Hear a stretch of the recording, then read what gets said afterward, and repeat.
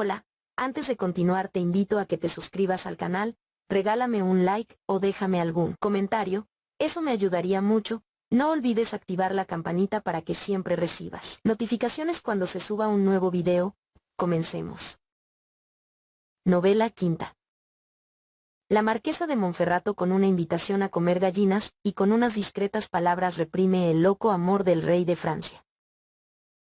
La historia contada por Dioneo hirió primero de alguna vergüenza el corazón de las damas que le escuchaban, y dio de ello señal el honesto rubor que apareció en sus rostros, mas luego, mirándose unas a otras, pudiendo apenas contener la risa, la escucharon sonriendo.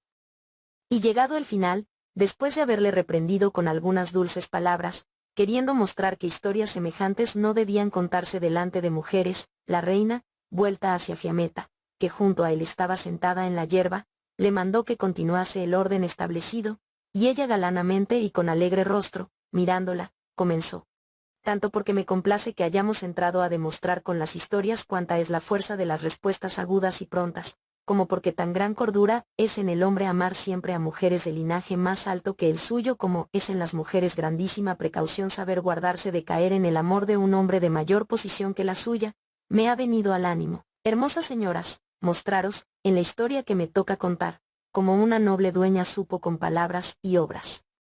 guardarse de esto y evitar otras cosas. Había el marqués de Monferrato, hombre de alto valor, gonfalonero de la iglesia, pasado a ultramar en una expedición general hecha por los cristianos a mano armada, y hablándose de su valor en la corte de Felipe el Tuerto, que se preparaba a ir desde Francia en aquella misma expedición. Fue dicho por un caballero que no había bajo las estrellas otra pareja semejante a la del marqués y su mujer, porque cuanto destacaba en todas las virtudes el marqués entre los caballeros, tanto era la mujer entre las demás mujeres hermosísima y valerosa. Las cuales palabras entraron de tal modo en el ánimo del rey de Francia que, sin haberla visto nunca, comenzó a amarla ardientemente, y se propuso no hacerse a la mar, en la expedición en que iba, sino en Génova, para que, yendo por tierra, pudiese tener un motivo razonable para ir a ver a la marquesa, pensando que no está deseo. Y según lo había pensado, mandó que fuese puesto en ejecución, por lo que, enviando delante a todos los hombres, él con poca compañía y de hombres nobles, se puso en camino, y acercándose a la tierra del marqués, mandó decir a la señora con anticipación de un día que a la mañana siguiente le esperase a almorzar. La señora, sabia y precavida, repuso alegremente que aquel era un favor superior a cualquier otro y que fuese bienvenido. Y enseguida se puso a pensar que querría decir que un tal rey, no estando su marido, viniese a visitarla, y no la engañó en esto la sospecha de que la fama de su hermosura lo atrajese. Pero no menos como mujer de pro se dispuso a honrarlo, y haciendo llamar a todos los hombres buenos que allí habían quedado, dio con su consejo las órdenes oportunas para todos los preparativos, pero la comida y los manjares quiso prepararlos ella misma. Y sin demora hizo reunir cuantas gallinas había en la comarca, y tan solo con ellas indicó a sus cocineros que preparasen varios platos para el convite real. Vino, pues, el rey el día dicho, y fue recibido por la señora con gran fiesta y honor, y a él, más de lo que había imaginado por las palabras del caballero, al mirarla le pareció hermosa y valerosa y cortés, y se maravilló grandemente y mucho la estimó, encendiéndose tanto más en su deseo cuanto más sobrepasaba la señora la estima que él había tenido de ella. Y luego de algún reposo tomado en cámaras adornadísimas con todo lo que es necesario para recibir a tal rey, venida la hora del almuerzo, el rey y la marquesa se sentaron a una mesa, y los demás según su condición fueron en otras mesas honrados. Aquí, siendo el rey servido sucesivamente con muchos platos y vinos óptimos y preciosos, y además de ello mirando de vez en cuando con deleite a la hermosísima marquesa, gran placer tenía. Pero llegando un plato tras el otro, comenzó el rey a maravillarse un tanto, advirtiendo que, por muy diversos que fueran los guisos, no lo eran tanto que no fuesen todos hechos de gallina. Y como supiese el rey que el lugar donde estaba era tal que debía haber abundancia de variados animales salvajes, y que con haberle avisado de su venida había dado a la señora espacio suficiente para poder mandar a cazarlos, como mucho de esto se maravillase, no quiso tomar ocasión de hacerla hablar de otra cosa sino de sus gallinas, y con alegre rostro se volvió hacia ella y le dijo: «Dama, ¿nacen en este país solamente gallinas sin ningún gallo?». La marquesa, que entendió óptimamente la pregunta, pareciéndole que según su deseo nuestro Señor la había mandado momento oportuno para poder mostrar su intención, hacia el rey que le preguntaba resueltamente vuelta, repuso: No, monseñor, pero las mujeres, aunque en vestidos y en honores algo varíen de las otras, todas sin embargo son igual aquí que en cualquier parte. Comentario ESC 20, se trata de la Tercera Cruzada, 1189 a 1192, en la que tomaron parte Felipe Augusto y Ricardo Corazón de León. El marqués de Monferrato era entonces Conrado de los Aleramici, que llegó a ser proclamado rey de Jerusalén después de haber defendido valerosamente Constantinopla y Tiro. Víctor Brandt opina, sin embargo, que este marqués de Monferrato no había dejado en Italia a su mujer puesto que, como viudo, se casó en Jerusalén con la hermana del emperador Alexis de Bizancio. El rey, oídas estas palabras, bien entendió la razón de la invitación a gallinas y la virtud que escondían aquellas palabras y comprendió que en vano se gastarían las palabras con tal mujer, y que no era el caso de usar la fuerza, por lo que, así como imprudentemente se había encendido en su amor, así era sabio apagar por su honor el mal concebido fuego. Y sin bromear más, temeroso de sus respuestas, almorzó fuera de toda esperanza, y terminado el almuerzo, le pareció que con el pronto partir disimularía su deshonesta venida, y agradeciéndole por haberle honrado, encomendándolo ella a Dios, se fue a Génova. Novela sexta. Confunde un buen hombre con un dicho ingenioso la malvada hipocresía de los religiosos. Emilia, que estaba sentada junto a Fiametta, habiendo sido ya alabado por todas el valor y la cortés reprensión hecha por la marquesa al rey de Francia, como agradó a su reina, comenzó a decir con animosa franqueza: Yo tampoco callaré una lección que dio un buen hombre laico a un religioso avaro con una agudeza no menos divertida que digna de loa. Hubo, pues, queridos jóvenes, no hace mucho tiempo, en nuestra ciudad, un fraile menor, inquisidor de la depravación herética que, por mucho que se ingeniase en parecer santo y tierno amante de la fe cristiana, como todos hacen, no era menos buen investigador de quien tenía la bolsa llena que de quien sintiera tibieza en la fe. Y llevado por su solicitud encontró por acaso un buen hombre, bastante más rico en dineros que en juicio, el cual no ya por falta de fe sino hablando simplemente, tal vez con el vino o por la alegría de la abundancia calentado, había llegado a decir un día a la compañía con quien estaba que tenía un vino tan bueno que de él bebería Cristo. Lo que, siéndole contado al inquisidor y entendiendo éste que sus haberes eran grandes, y que tenía bien abultada la bolsa, cum gladiis iti fustibus corrió impetuosísimamente a echarle encima una gravísima acusación, entendiendo no que de ella debiese resultar un alivio a la incredulidad del procesado sino una afluencia de florines a su mano, como sucedió. Y haciéndolo llamar, le preguntó si era verdad lo que le había dicho contra él. El buen hombre contestó que sí, y le dijo el modo. A lo que el inquisidor santísimo y devoto de San Juan Barba de Oro dijo: De modo que has hecho a Cristo bebedor y aficionado a los buenos vinos, como si fueses Insiglione o algún otro de vosotros, bebedores borrachos y tabernarios, y ahora, hablando humildemente, quieres hacer ver que es una cosa sin importancia. No es como te parece, has merecido el fuego por ello, si es que queremos comportarnos contigo como debemos. Y con estas y con otras bastantes palabras, con rostro amenazador, como si aquel hubiese sido un epicúreo negando la eternidad del alma, le hablaba, y en resumen, tanto lo asustó, que el buen hombre, por algunos intermediarios, le hizo con una buena cantidad de la grasa de San Juan Barba de Oro ungir las manos, lo que mucho mejora la enfermedad de la pestilente avaricia de los clérigos, y especialmente de los frailes menores que no osan tocar el dinero, para que se condujese con él misericordiosamente. La cual unción, aunque Galeno no habla de ella como muy eficaz en ninguna parte de sus libros, tanto le aprovechó, que el fuego que le amenazaba se permutó en una cruz, y como si hubiera de ir a la expedición de ultramar, para hacer una bella bandera, se la puso amarilla sobre lo negro. Y además de esto, recibidos ya los dineros, le retuvo junto a sí unos días más, poniéndole por penitencia que todas las mañanas oyese una misa en Santa Cruz, y que a la hora de comerse, presentase delante de él, y que lo restante del día podía hacer lo que más le gustase. Y haciendo el dicho hombre estas cosas diligentemente, sucedió que una de las mañanas oyó en misa un evangelio en el que se cantaban estas palabras: recibiréis 100 por 1 y recibiréis la vida eterna, que retuvo firmemente en la memoria, y según la obligación impuesta, viniendo a la hora de comer ante el inquisidor, lo encontró almorzando. El inquisidor le preguntó si había oído misa aquella mañana y él, prontamente, le respondió: sí, señor mío. A lo que el inquisidor dijo: ¿has oído, en ella, alguna cosa de la que dudes o quieras preguntarme? En verdad, repuso el buen hombre, de nada de lo que he oído dudo, y todo firmemente lo creo verdadero, y algo he oído que me ha hecho, y me hace tener de vos y de los otros frailes grandísima compasión, pensando en el mal estado en que vais a estar allá en la otra vida. Dijo entonces el inquisidor: ¿y qué es lo que te ha movido a tener esta compasión de nosotros? El buen hombre respondió: Señor mío, fueron aquellas palabras del Evangelio que dicen: recibiréis el 100 por 1. A lo que el inquisidor dijo: así es, pero ¿por qué te han conmovido estas palabras? Señor mío, dijo el buen hombre, yo os lo diré.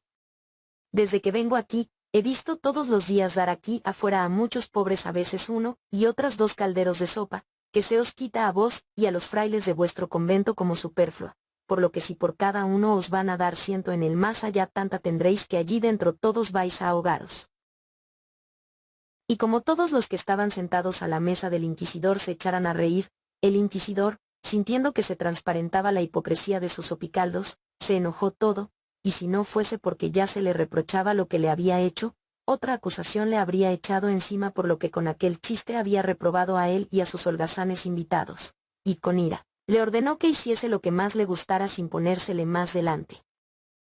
Novela séptima. Bergamino, con una historia sobre Primaso y el abad de Claigny, reprende donosamente la rara avaricia en que cayó el señor Cane della Scala.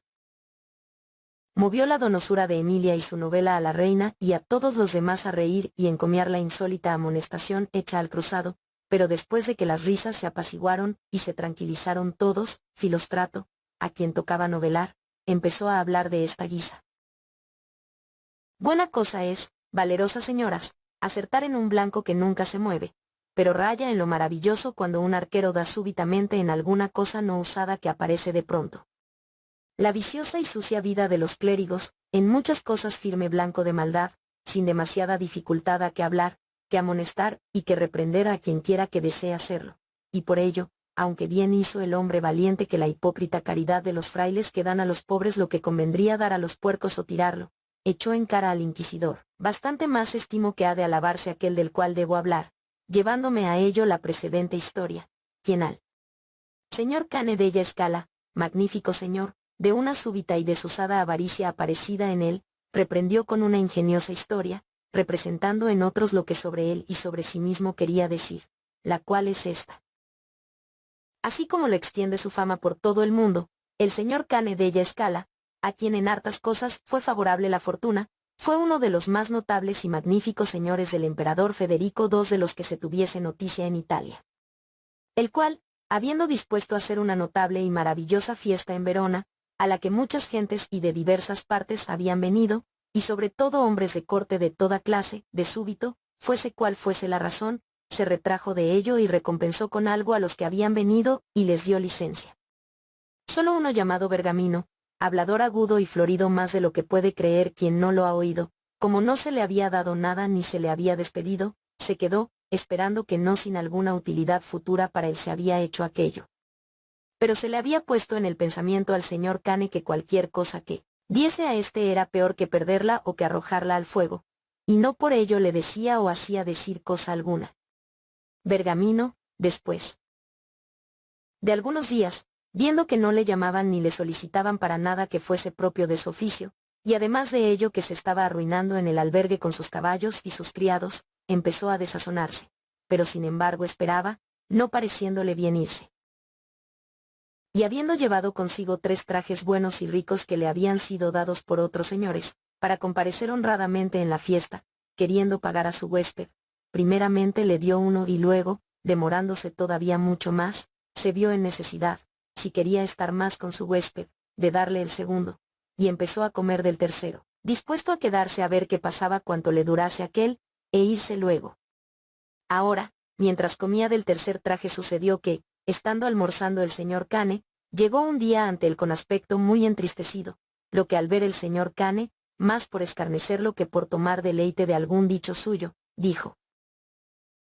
«Bergamino, ¿qué te pasa? Estás tan triste. Cuéntanos alguna cosa». Bergamino, entonces, sin pararse un punto a pensar, como si mucho tiempo pensado lo hubiera, súbitamente acomodándola a su caso, contó esta historia.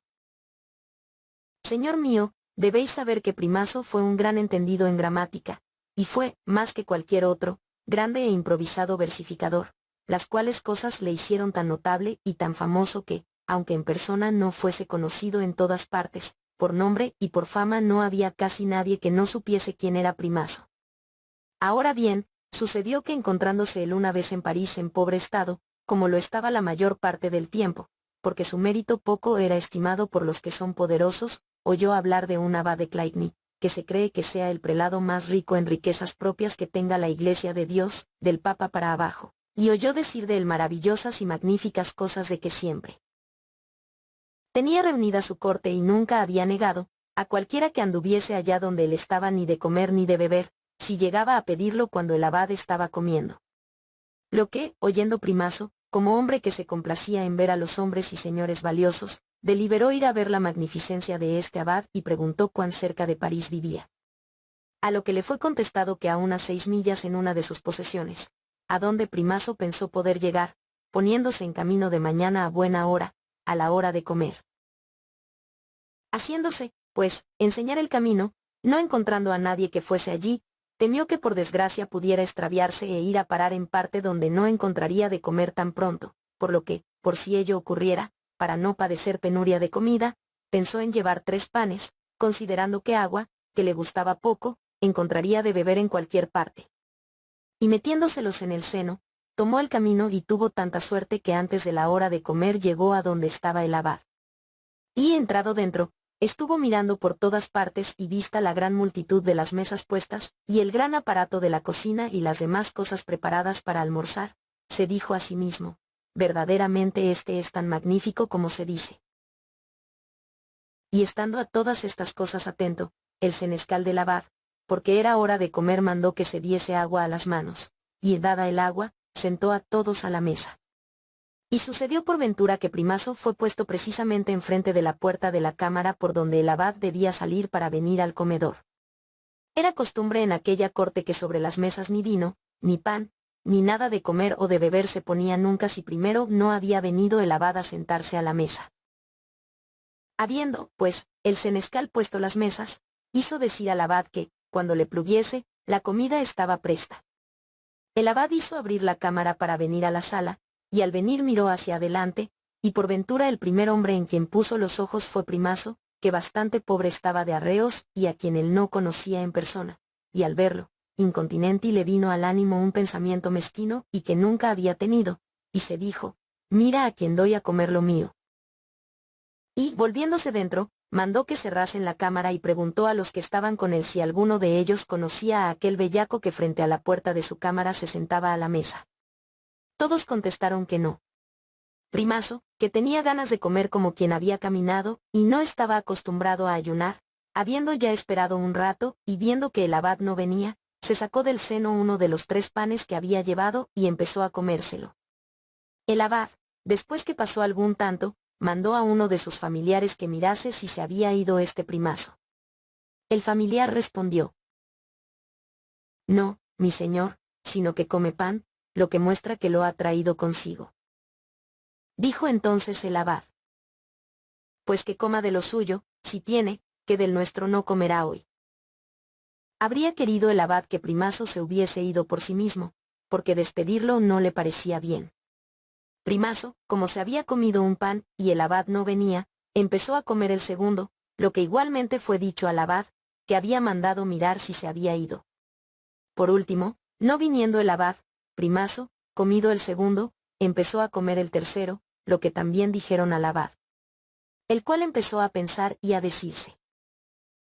ah, ¿qué novedad es esta que me ha venido hoy al ánimo, que avaricia, que encono, y por causa de quién? Yo he dado de comer de lo mío, desde hace muchos años, a quien lo ha querido comer, sin mirar si gentilhombre o villano, pobre o rico, mercader o tendero, haya sido. Y con mis ojos lo he visto despedazar a infinitos bellacos y nunca al ánimo me vino este pensamiento que por este me ha venido hoy. No me debe de haber atacado tan firmemente la avaricia por un hombre de poco. Algún gran personaje debe ser este que me parece bellaco, pues que así se me ha embotado el ánimo para honrarlo. Y dicho así, quiso saber quién era, y vino a saber que era Primaso, que había venido aquí a ver lo que había oído de su magnificencia. Y como el abad le conocía por su fama hacía mucho tiempo como hombre sabio, se avergonzó y, deseoso de enmienda, de muchas maneras se ingenió en honrarlo.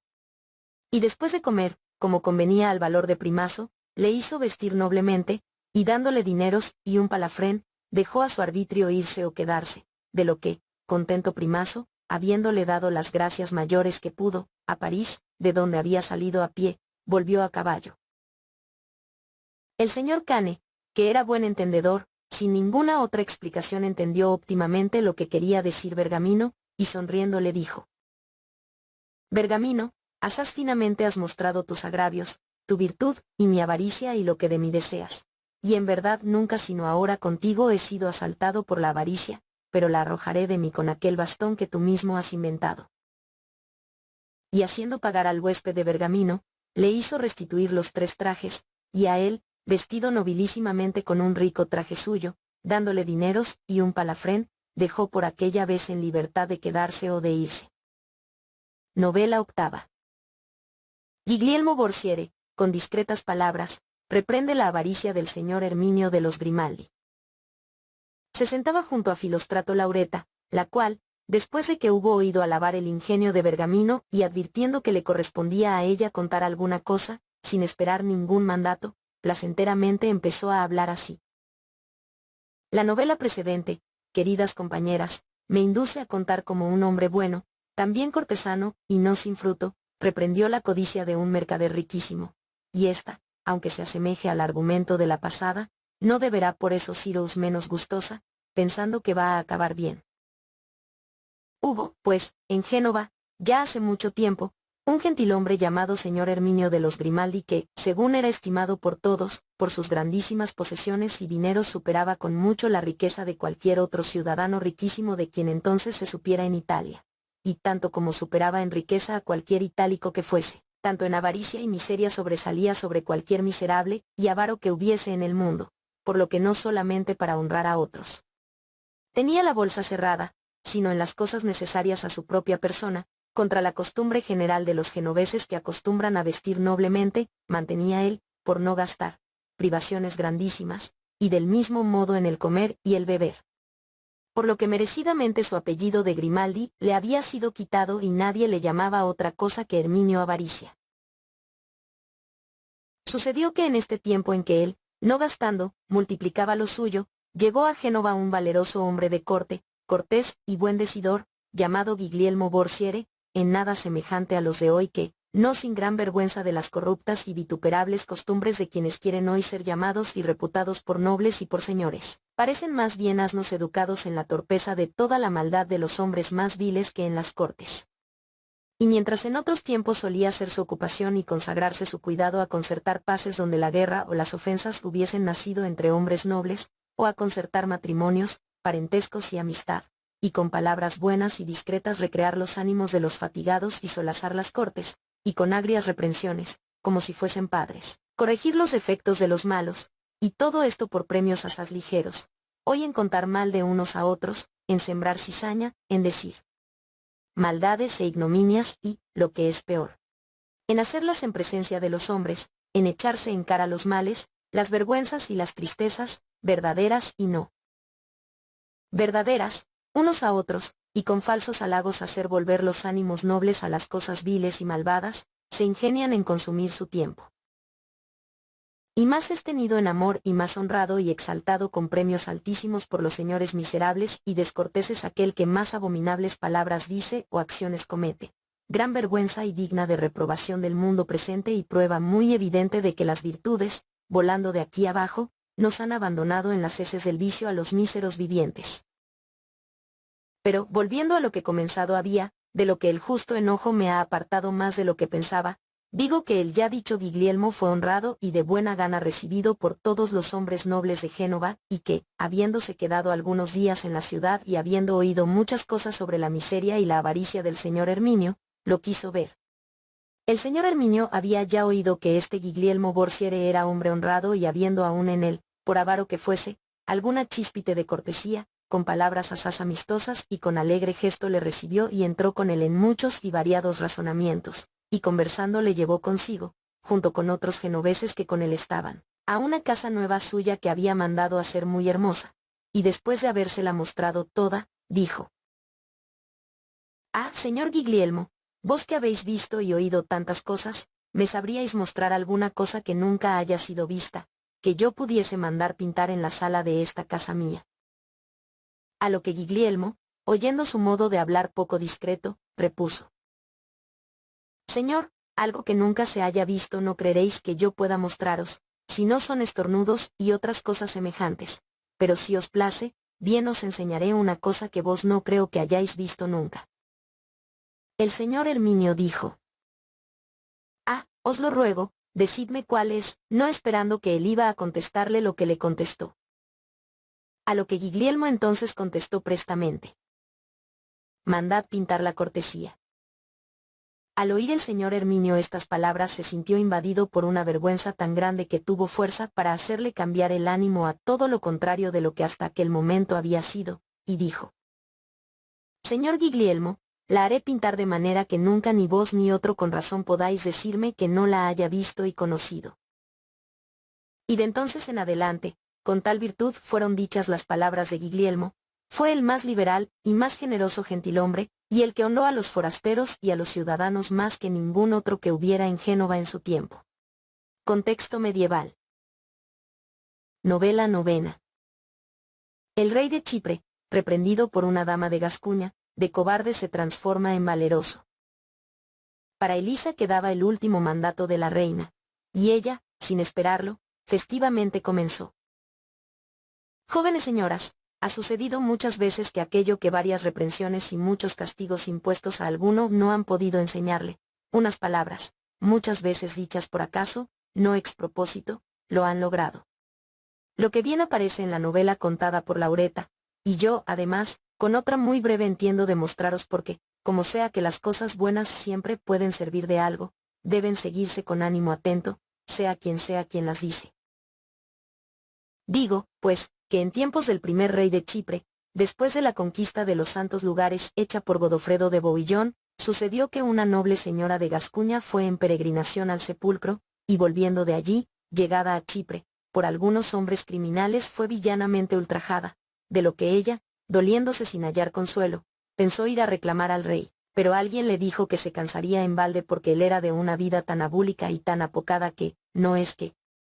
no vengase con su justicia los ultrajes de otros, sino que soportaba infinitos a helechos con vituperable vileza, mientras que quien sufría algún agravio lo desahogaba haciéndole alguna afrenta o vergüenza. Oyendo lo cual la dama, desesperando de la venganza, para tener algún consuelo en su dolor, se propuso reprender la miseria del dicho rey, y yéndose llorando ante él, dijo: «Señor, no vengo a tu presencia porque espere venganza de la injuria que me ha sido hecha, sino que en satisfacción de ella te ruego que me enseñes cómo sufres las que entiendo te son hechas, para que, aprendiendo de ti, puedas soportar la mía pacientemente, la cual, sábelo Dios de buena gana te daría puesto que eres tan buen portador de ellas». El rey, que hasta entonces había sido lento y perezoso, como si se despertase de un sueño, empezando por la injuria hecha a aquella señora, que vengó duramente, se hizo severísimo de allí en adelante persecutor de cualquiera que cometiese alguna cosa contra el honor de su corona. Novela décima. El maestro Alberto de Bolonia hace discretamente avergonzar a una señora que quería avergonzarle a él por estar enamorado de ella. Quedaba, al callarse Elisa, el último trabajo del novelar a la reina, la cual, con femenina gracia empezando a hablar, dijo: «Nobles jóvenes, como en las claras noches, son las estrellas adorno del cielo, y en la primavera las flores de los verdes prados, así lo son las frases ingeniosas de las loables costumbres y las conversaciones placenteras, las cuales, porque son breves, convienen mucho más a las mujeres que a los hombres, porque más de las mujeres que de los hombres les dice el hablar mucho y largo, cuando pueda pasarse sin ello, a pesar de que hoy pocas o ninguna mujer puede que se entienda en agudezas o que, si las oyese, supiera contestarlas, y vergüenza general es para nosotras y para cuantas están vivas. Porque aquella virtud que estuvo en el ánimo de nuestras antepasadas, las modernas la han convertido en adornos del cuerpo, y la que se ve sobre las espaldas los paños más abigarrados y variegados y con más adornos, se cree que debe ser tenida en mucho más y mucho más que otras honrada, no pensando que si en lugar de sobre las espaldas sobre los lomos los llevase, unas no llevaría más que alguna de ellas, y no por ello habría que honrarle más que a un asno. Me avergüenza decirlo porque no puedo nada decir de las demás que contra mí no diga, esas tan aderezadas, tan pintadas, tan abigarradas, o como estatuas de mármol mudas e insensibles están, o, así responden, si se les dirige la palabra, que mucho mejor fuera que se hubiesen callado, y nos hacen creer que de pureza de ánimo proceda el no saber conversar entre señoras, y con los hombres corteses, y a su gazmoñería le han dado nombre de honestidad como si ninguna señora honesta hubiera sino aquella que con la camarera o con la lavandera o con su cocinera hable, porque si la naturaleza lo hubiera querido como ellas quieren hacerlo creer, de otra manera les hubiera limitado la charla. La verdad es que, como en las demás cosas, en esta hay que mirar el tiempo y el modo y con quien se habla, porque a veces sucede que, creyendo alguna mujer o algún hombre con alguna frasécula aguda hacer sonrojar a otro, no habiendo bien medido sus fuerzas con las de quien sea, aquel rubor que sobre otro ha querido arrojar contra sí mismo lo ha sentido volverse. Por lo cual, para que sepáis guardaros y para que no se os pueda aplicar a vosotras aquel proverbio que comúnmente se dice por todas partes de que las mujeres en todo cogen lo peor siempre, esta última novela de las de hoy, que me toca decir. Quiero que os adiestre, para que así como en nobleza de ánimo estáis separadas de las demás, así también por la excelencia de las maneras separadas de las demás os mostréis. No han pasado todavía muchos años desde que en Bolonia hubo un grandísimo médico y de clara fama en todo el mundo, y tal vez vive todavía, cuyo nombre fue Maestro Alberto, el cual, siendo ya viejo de cerca de 70 años, tanta fue la nobleza de su espíritu que, habiéndosele ya del cuerpo partido casi todo el calor natural, no se rehusó a recibir las amorosas llamas habiendo visto en una fiesta a una bellísima señora viuda llamada, según dicen algunos, Doña Malguerida de los Disolieri, agradándole sobremanera, no de otro modo que un jovencillo las recibió en su maduro pecho, hasta tal punto que no le parecía bien descansar de noche si el día anterior no hubiese visto el hermoso y delicado rostro de la bella señora. Y por ello, empezó a frecuentar, a pie o a caballo según lo que más a mano le venía, la calle donde estaba la casa de esta señora.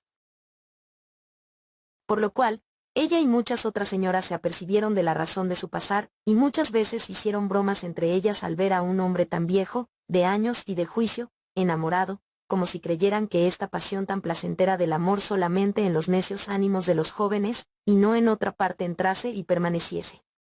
Por lo que, continuando el pasar del maestro Alberto, sucedió que un día de fiesta, estando esta señora con otras muchas señoras sentada delante de su puerta, y habiendo visto de lejos venir al maestro Alberto hacia ellas, todas con ellas se propusieron recibirlo y honrarle, y luego gastarle bromas por su enamoramiento, y así lo hicieron.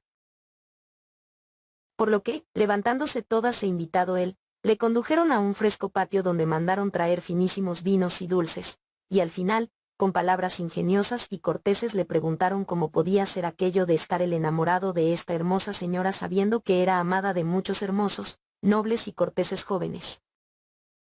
El maestro, sintiéndose gentilmente embromado, puso alegre gesto y respondió: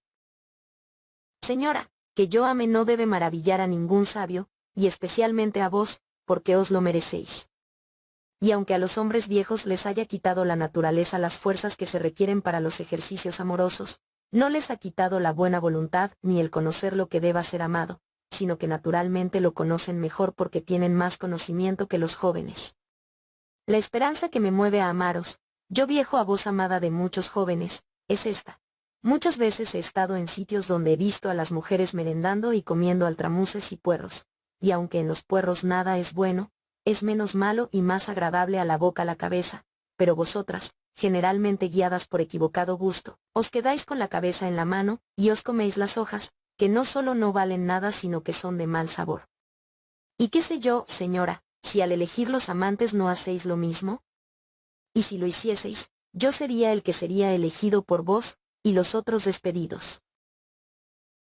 La noble señora, juntamente con las otras, avergonzándose un tanto, dijo: Maestro, asaz bien y cortésmente nos habéis reprendido de nuestra presuntuosa empresa. Con todo, vuestro amor me es caro, como de hombre sabio y de pro debe serlo, y por ello, salvaguardando mi honestidad, como a cosa vuestra mandadme todos vuestros gustos con confianza. El maestro, levantándose con sus compañeros, agradeció a la señora y despidiéndose de ella riendo y con fiesta, se fue. Así, la señora, no mirando de quien se chanceaba, creyendo vencer fue vencida, de lo que vosotras, si sois prudentes, óptimamente os guardaréis. Ya estaba el sol inclinado hacia el ocaso y disminuido en gran parte el calor, cuando las narraciones de las jóvenes y de los jóvenes llegaron a su fin, por lo cual, su reina placenteramente dijo: Ahora ya, queridas compañeras, nada queda a mi gobierno durante la presente jornada sino deras una nueva reina que, en la venidera, según su juicio, su vida y la nuestra disponga para una honesta recreación, y mientras el día dure de aquí hasta la noche, porque quien no se toma algún tiempo por delante no parece que bien pueda prepararse para el porvenir, y para que aquello que la nueva reina delibere que sea oportuno para mañana pueda disponerse, a esta hora me parece que deben empezar las jornadas siguientes. Y por ello, en reverencia a aquel por quien todas las cosas viven, y es nuestro consuelo, en esta segunda jornada Filomena, joven discretísima, como reina guiará nuestro reino.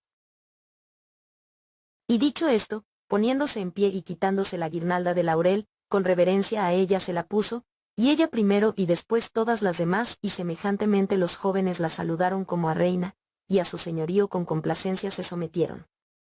Filomena, un tanto sonrojada de vergüenza, viéndose coronada en aquel reino y acordándose de las palabras poco antes dichas por Pampinea, para no parecer gazmoña, recobrada la osadía, primeramente confirmó los cargos dados por Pampinea y dispuso lo que para la mañana siguiente y para la futura cena debía hacerse y quedándose aquí donde estaban, empezó a hablar así: Carísimas compañeras, aunque Pampinea, por su cortesía más que por mi virtud, me haya hecho reina de todos vosotros, no me siento yo dispuesta a seguir solamente mi juicio sobre la forma de nuestro vivir, sino el vuestro junto con el mío, y para que lo que a mí me parece hacer sepáis, y por consiguiente añadir y disminuir podáis a vuestro gusto, con pocas palabras entiendo mostrároslo. Si hoy he reparado bien, los modos seguidos por Pampinea me parece que han sido todos igualmente loables y deleitosos, y por ello, hasta que, o por demasiada repetición o por otra razón, no nos causen tedio, no pienso cambiarlos. Habiendo ya, pues, comenzado las órdenes de lo que hayamos de hacer, levantándonos de aquí, nos iremos a pasear un rato, y cuando el sol esté poniéndose cenaremos con la fresca, luego de algunas cancioncillas y otros entretenimientos, bien será que nos vayamos a dormir. Mañana, levantándonos con la fresca, semejantemente iremos a solazarnos a alguna parte como a cada uno le sea más agradable hacer, y como hoy hemos hecho, igual a la hora debida volveremos a comer, bailaremos, y cuando nos levantemos de la siesta, aquí donde hoy hemos estado volveremos a novelar, lo que me parece haber grandísimo placer y utilidad a un tiempo. Y lo que Pampinea no ha podido hacer, por haber sido ya tarde elegida para el gobierno, quiero comenzar a hacerlo, es decir, a restringir dentro de algunos límites aquello sobre lo cual debamos novelar, y decíroslo anticipadamente para que cada uno tenga tiempo de poder pensar en alguna buena historia sobre el asunto propuesto para poderla contar, el cual, si os place, sea esta vez que, puesto que desde el principio del mundo los hombres han sido empujados por la fortuna a casos diversos, y lo serán hasta el fin, todos debemos contar algo sobre ello, sobre alguien que, perseguido por diversas contrariedades, haya llegado contra toda esperanza a buen fin. Las mujeres y los hombres, todos por igual, alabaron esta orden y aprobaron que se siguiese. Solamente Dioneo, todos los otros habiendo callado ya, dijo: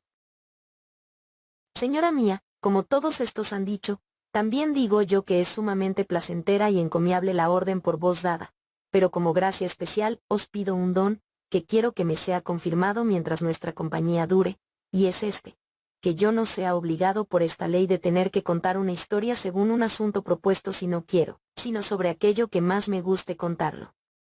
Y para que nadie piense que quiero esta gracia como hombre que no tenga a mano historias, desde ahora me contentaré con ser el último que la cuente. La reina, que lo conocía como hombre divertido y festivo, comprendió justamente que no lo pedía sino por poder a la compañía alegrar con alguna historia divertida si estuviesen cansados de tanta narración, y con consentimiento de los demás, alegremente le concedió la gracia. Y levantándose todos, hacia un arroyo de agua clarísima que de un montecillo descendía a un valle sombreado con muchos árboles, entre piedras lisas y verdes hierbecillas, con despacioso paso se fueron. Allí descalzos y metiendo los brazos desnudos en el agua, empezaron a divertirse entre ellos de varias maneras. Y al acercarse la hora de la cena volvieron hacia la villa y cenaron con gusto. Después de la cena, hechos traer los instrumentos, mandó la reina que se iniciase una danza, y conduciéndola Laureta, que Emilia cantase una canción, acompañada por el laúd de Dioneo. Por cuya orden, Laureta, prestamente, comenzó una danza y la dirigió, cantando Emilia amorosamente la siguiente canción. Tanto me satisface mi hermosura,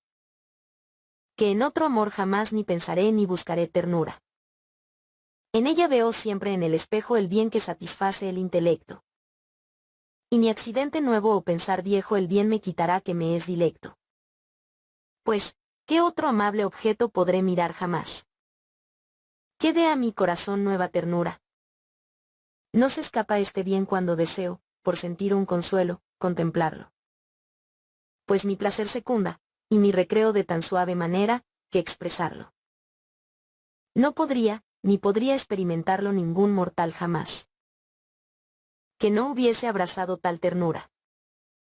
Y yo, que a cada instante más me enciendo, cuanto más en él fijo la mirada. Todo me doy a él, todo me ofrendo gustando ya de su promesa amada. Y tanto gozo espero a mi llegada. Junto a él, que jamás ha sentido aquí nadie tal ternura.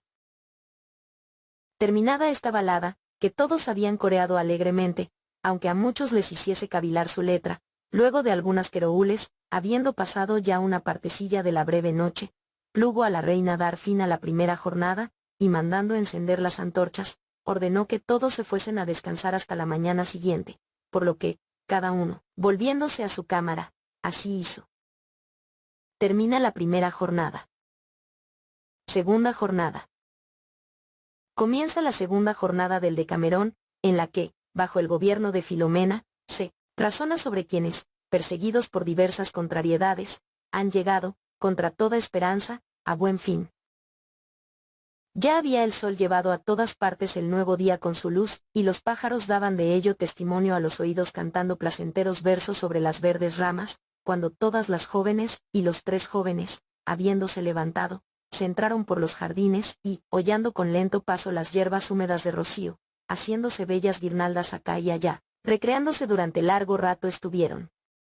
Y tal como habían hecho el día anterior hicieron el presente. Habiendo comido con la fresca, luego de haber bailado alguna danza se fueron a descansar, y, levantándose de la siesta después de la hora de nona, como le plugo a su reina, venidos al fresco pradecillo, se sentaron en torno a ella. Y ella, que era hermosa y de muy amable aspecto, coronada con su guirnalda de laurel, después de estar callada un poco y de mirar a la cara a toda su compañía, mandó a Neifile que a las futuras historias diese, con una, principio. Y ella, sin poner ninguna excusa, así, alegre, empezó a hablar. Novela primera. Martellino, fingiéndose tullido, simula curarse sobre la tumba de San Arigo, conocido su engaño, es apaleado, y después de ser apresado y estar en peligro de ser colgado, logra por fin escaparse. Muchas veces sucede, carísimas señoras, que aquel que se ingenia en burlarse de otro, y máximamente de las cosas que deben reverenciarse, sea encontrado solo con las burlas y a veces con daño de sí mismo, por lo que, para obedecer el mandato de la reina y dar principio con una historia mía al asunto propuesto, entiendo contaros lo que, primero desdichadamente y después, fuera de toda su esperanza, muy felizmente, sucedió a un conciudadano nuestro. Había, no hace todavía mucho tiempo, un tudesco entreviso llamado Arigo que, siendo hombre pobre, servía como porteador a sueldo a quien se lo solicitaba y, a pesar de ello, era tenido por todos como hombre de santísima y buena vida. Por lo cual, fuese verdad o no, sucedió al morir él, según afirman los trevisanos, que a la hora de su muerte, todas las campanas de la iglesia mayor de Treviso empezaron a sonar sin que nadie las tocase. Lo que, tenido por milagro, todos decían que este Arrigo era santo, y corriendo toda la gente de la ciudad a la casa en que yacía su cuerpo, lo llevaron a guisa de cuerpo santo a la iglesia mayor, llevando allí cojos, tullidos y ciegos y demás impedidos de cualquiera enfermedad o defecto, como si todos debieran sanar al tocar aquel cuerpo. En tanto tumulto y movimiento de gente sucedió que a Treviso llegaron 3 de nuestros conciudadanos, de los cuales uno se llamaba Stecchi, otro Martellino y el tercero Marcasi, hombres que, yendo por las cortes de los señores, divertían a la concurrencia distorsionándose y remedando a cualquiera con muecas extrañas. Los cuales, no habiendo estado nunca allí, se maravillaron de ver correr a todos y, oído el motivo de aquello, sintieron deseos de ir a ver y, dejadas sus cosas en un albergue, dijo Marcasi. Queremos ir a ver este santo, pero en cuanto a mí, no veo cómo podamos llegar hasta él, porque he oído que la plaza está llena de tudescos y de otra gente armada que el señor de esta tierra, para que no haya alboroto, hace estar allí, y además de esto, la iglesia, por lo que se dice, está tan llena de gente que nadie más puede entrar. Martellino, entonces, que deseaba ver aquello, dijo: que no se quede por eso, que de llegar hasta el cuerpo santo yo encontraré bien el modo, dijo Marcasi. ¿Cómo? Repuso Martellino. Te lo diré, yo me contorsionaré como un tullido y tú por un lado y Stecchi por el otro, como si no pudiese andar, me vendréis sosteniendo, haciendo como que me queréis llevar allí para que el santo me cure, no habrá nadie que, al vernos, no nos haga sitio y nos deje pasar. A Marcasi y a Stecchi les gustó el truco y sin tardanza, saliendo del albergue, llegados los 3 a un lugar solitario, Martellino se retorció las manos de tal manera, los dedos y los brazos y las piernas, y además de ello la boca y los ojos y todo el rostro, que era cosa horrible de ver. No habría habido nadie que lo hubiese visto que no hubiese pensado que estaba paralítico y tullido. Y sujetado de esta manera, entre Marcasi y Stecchi, se enderezaron hacia la iglesia, con aspecto lleno de piedad, pidiendo humildemente y por amor de Dios a todos los que estaban delante de ellos que les hiciesen sitio, lo que fácilmente obtenían, y en breve, respetados por todos y todo el mundo gritando: haced sitio, haced sitio. Llegaron allí donde estaba el cuerpo de San Arrigo, por algunos gentiles hombres que estaban a su alrededor, fue Martellino prestamente alzado y puesto sobre el cuerpo para que mediante aquello pudiera alcanzar la gracia de la salud. Martellino, como toda la gente estaba mirando lo que pasaba con él, comenzó, como quien lo sabía hacer muy bien, a fingir que uno de sus dedos se estiraba, y luego la mano, y luego el brazo, y así todo entero llegara a estirarse.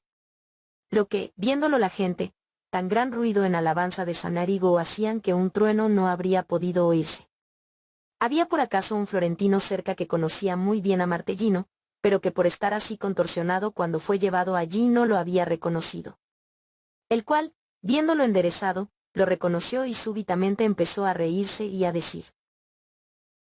Señor, haz que le duela. ¿Quién no hubiera creído al verlo venir que de verdad fuese un lisiado? Oyeron estas palabras unos trevisanos que, incontinenti, le preguntaron: ¿cómo? ¿No era este tullido? A lo que el florentino repuso: no lo quiera Dios. Siempre ha sido tan derecho como nosotros, pero sabe mejor que nadie, como habéis podido ver, hacer estas burlas de contorsionarse en las posturas que quiere. Como hubieron oído esto, no necesitaron otra cosa, por la fuerza se abrieron paso y empezaron a gritar: coged preso a ese traidor que se burla de Dios y de los santos, que no siendo tullido ha venido aquí para escarnecer a nuestro santo y a nosotros haciéndose el tullido. Y diciendo esto, le echaron las manos encima y lo hicieron bajar de donde estaba, y cogiéndole por los pelos y desgarrándole todos los vestidos empezaron a darle puñetazos y puntapiés, y no se consideraba hombre quien no corría a hacer lo mismo. Martellino gritaba: piedad, por Dios. Y se defendía cuanto podía, pero no le servía de nada. Las patadas que le daban se multiplicaban a cada momento.